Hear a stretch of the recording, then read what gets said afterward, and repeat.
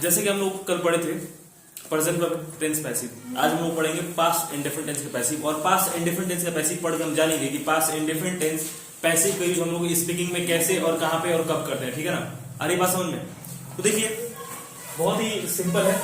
सबसे पहले हम लोग स्ट्रक्चर देख लेते हैं। स्ट्रक्चर हमारा क्या है? सब्जेक्ट प्लस वाज और verb plus with plus object, ठीक है ना। जैसा कि मैं आपसे पहले भी बता चुका हूं, फिर बता रहा हूं कि हम लोग ये एक्टिव से पैसिव और पैसिव से एक्टिव नहीं पढ़ रहे हैं, ठीक है ना।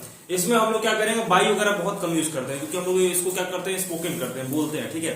जैसे मान लीजिए अब मुझे आपको ये बताने की जरूरत है नहीं किसी के साथ वाज लगाएंगे, किसी के साथ वर्ब लगाएंगे।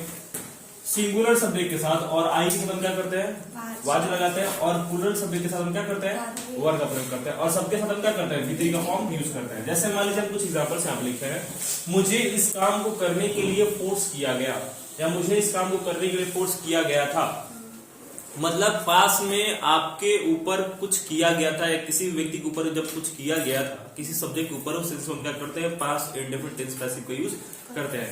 जैसे में अब लिखे मुझे इस काम को करने के लिए फोर्स किया गया था, तो क्या बोले, कैसे बोलेंगे? I was forced, I was forced to do, कौन सा काम? इस काम को करने के लिए फोर्स किया गया, क्या हो जाएगा? I was forced to do this work. अब दूसरा सेंटेंस देखेंगे, उसे पीटा गया, उसे पीटा गया मतलब उसे क्या है, सब्जेक्ट है, उसे पीटा गया, तो क्या हो जाएगा? ही वॉज बीटन, ठीक है। अब तीसरा सेंटेंस देखिए, हम लिखे यहाँ पे, तुम्हें याद किया गया, मतलब आपके ऊपर कोई कार्य हुआ, आपको याद किया गया, तो क्या हो जाएगा? यू वर, इसको वेयर नहीं पढ़ते हैं, क्या पढ़ते हैं? वर पढ़ते हैं। तो अब याद करने का होता है रिमेम्बर, तो क्या हो जाएगा? REMEMBERED,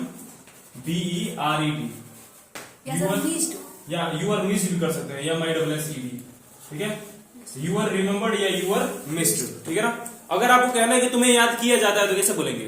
समझना, कैसे बोलेंगे? तुमको याद किया जाता है, तो क्या होगा? हमारा प्रेजेंट इंडेफिनिट का पैसिव होगा। तो अगर आपको बोलना है कि तुम्हें याद किया जाता है, तो कैसे बोलेंगे?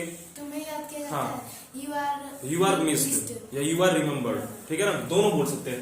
अगर आपको बोलना है कि तुम्हें याद किया जा रहा है, तो ये क्या होगा? प्रेजेंट कंटीन्यूअस का पैसिव होगा, तो क्या हो जाएगा? कैसे बोलेंगे? अगर तुम्हें याद किया जा रहा है, बोलना है, कैसे बोलेंगे? यू आर बीइंग मिस्ड या you are being remembered. Missed, देखो रिमेम्बर्ड थोड़ा लॉन्ग हो जाता है, आप लोग मिस यूज ज्यादा यूज करना, मिस्ड, ठीक है ना। अगर आपको कह रहे हैं कि तुम्हें याद किया जा रहा है, तो क्या हो जाएगा? क्या सर? तुम्हें याद किया जा रहा है, अगर आपको बोलना है इंग्लिश में, कैसे बोलेंगे? यू आर बीइंग मिस्ड, इसका मीन कैसे बोलेंगे? You are being missed. अगर ये नहीं बोलना, तब बोल सकते यू आर बीइंग रिमेम्बर्ड। अगर मुझे बोलना है कि अगर आपको कहना है हमें पढ़ाया जा रहा है, तो आप क्या बोलोगे? We are being taught.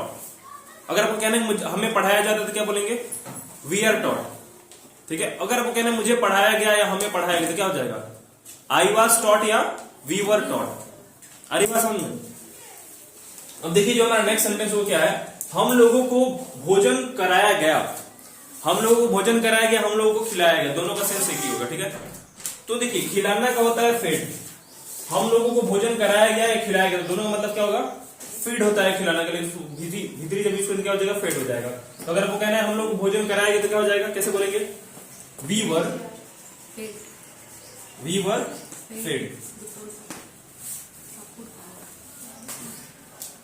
We were fed. अब क्या भोजन गया ना, तो इसमें फूड भी कर देंगे, भाई फूड छूट रहा था, तो क्या हो जाएगा? We were fed food. अब लास्ट सेंटेंस जो हमारा है वो हमें लिखे, उसे धमकाया गया, या आप अपने भी बोल सकते हो मुझे धमकाया गया या मुझे डांटा गया। तो डांटना, अगर आपको कहना है कि मुझे डांटा गया, या आप बोलना है कि मुझे कल डांटा गया, तो कैसे बोलेंगे? मुझे कल डांटा गया। I was scolded yesterday. हाँ, आई वॉज स्कॉल्डेड यस्टरडे। और मुझे डांटा जाता है, मुझे धमकाया जाता है, कैसे बोलेंगे? प्रेजेंट इंडेफिनिट के पैसिव बना, मुझे धमकाया जाता है, तो इसको कैसे बोलेंगे? इसका मैं अगर आपको कहना है कि मुझे धमकाया जाता है, तो कैसे बोलेंगे? मुझे धमकाया जाता है, कैसे बोलेंगे? प्रेजेंट इंडेफिनिट के पैसिव है, subject plus is am plus with plus object. तो आई एम स्कॉल्डेड होगा ना,